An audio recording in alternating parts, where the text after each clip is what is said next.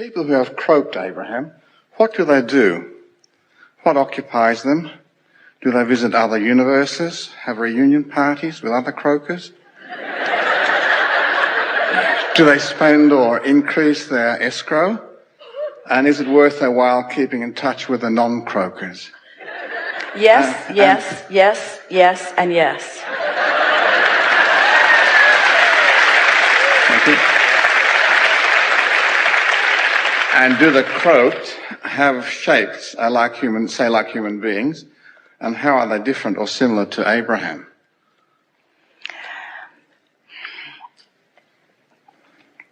It's always an interesting conversation that we have with our non-croaked friends who have this frame of reference that is essential to the conversation. In other words, as you observe your time-space reality, this is the way you are perceiving. And so often you try to fit everything else into that frame of reference. When we describe ourselves as vibration or thought, without ears or without eyes and so on, sometimes it is a bit unsettling to our physical friends.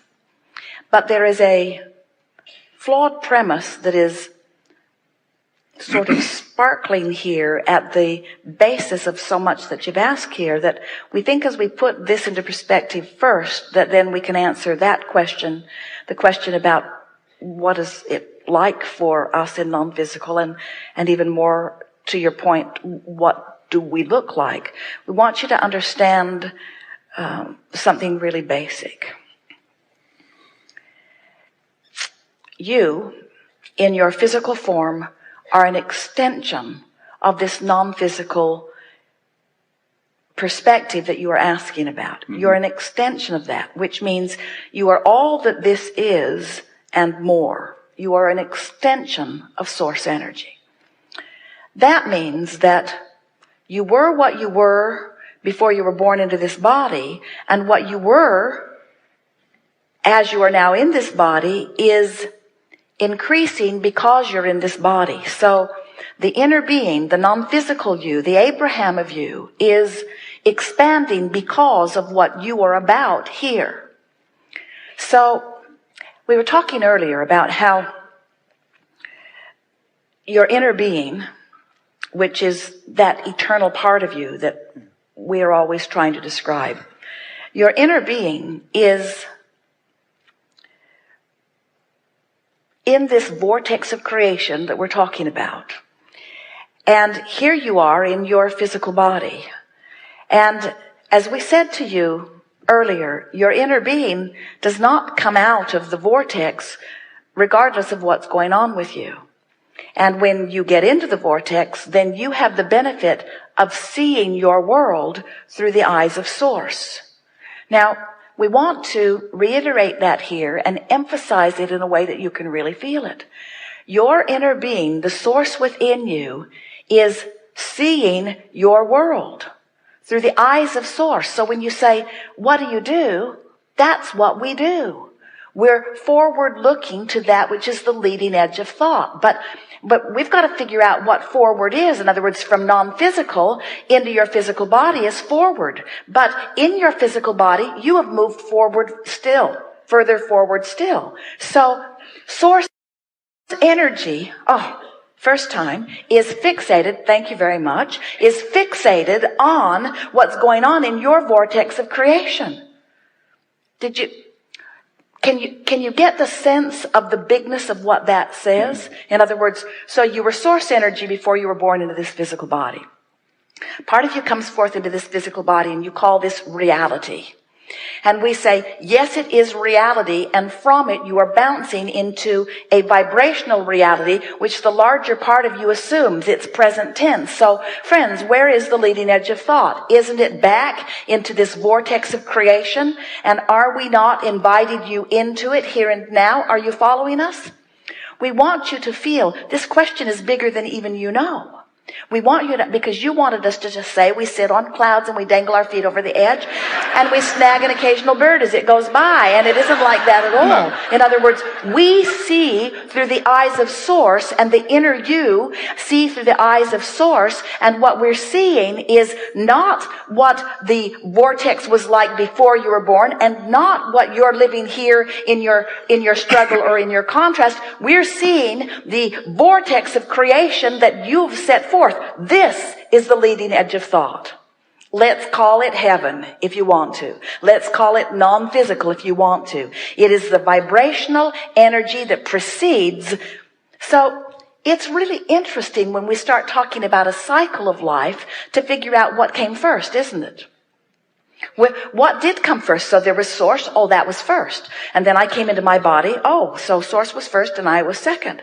But in my body, I'm exploring and expanding. Oh, well, I can't tell what's first, but that happened. And and now there's this vortex of creation where Source remains, where Source stays, where Source focuses. It's this cycle of life. And so what we want you to understand, Esther had such a wonderful conversation with her father after he made his transition. Took her a while to find him because she was sadder than she thought she would be, not as prepared as she thought she was for his transition. So for a while, she couldn't find him.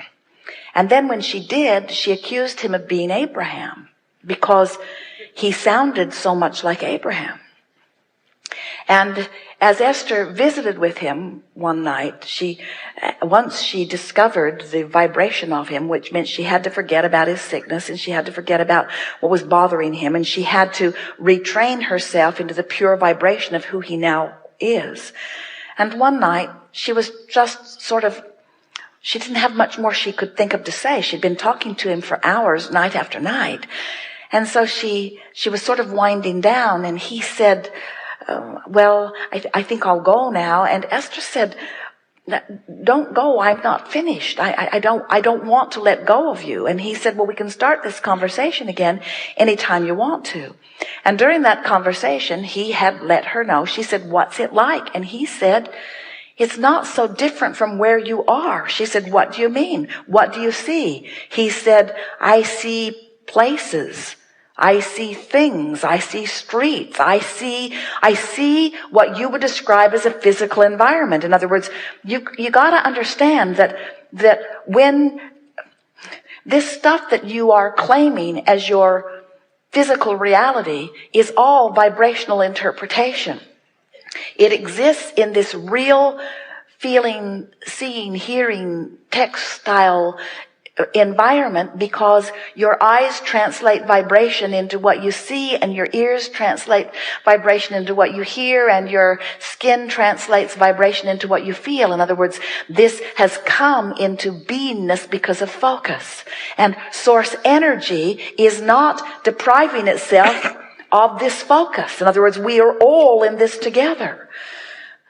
The only difference between the way Source views life, universe, world, beingness, and the way humans do, is that Source only focuses upon what's in this vortex. Source does not focus upon the lackful things that physical friends focus upon, that deprive them from the alignment with this. Now, was that satisfying to you? Was it? The reason we ask is because it is not an easy thing to wrap your thoughts around the non-physical universe when you are so determined to wrap your thoughts around your physical universe. And everything that you hear us do through the words that we express through Esther, or the books that we express through Esther, every effort that we make to help you understand is to help you understand the wholeness of you, that we are all in this together, that there is not a separation between that which you call physical and that which you call non-physical, but for your lackful vibration that deprives you of it. Now think about what we just said to you. So in this vortex where all of the aspects of everything that you're asking for are, and where your inner being is, where the larger part of you is, where the solutions to all things that you want are. It is from that vantage point that all new energies come forth. This vortex is this vibrational place that you can tune yourself to. And when you tune yourself to it, and here's the reason that we love this question more than we can convey to you, and the answer even more than we can convey to you, is because when you get into the vortex, you get to see what Source sees.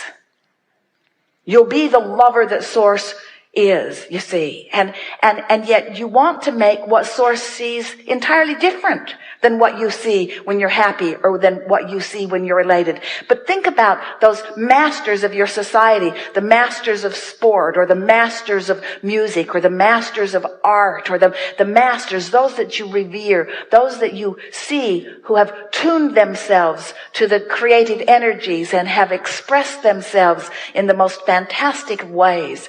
What are they painting about? What are they singing about? What are they writing about?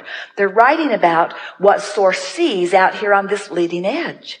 It's time to accept the bigness and the wholeness and the goodness of this physical world that is an extension of Source, and stop trying to hold out for this heaven that man has conjured, that he separates himself from every time he condemns himself for not being good. You want to see what...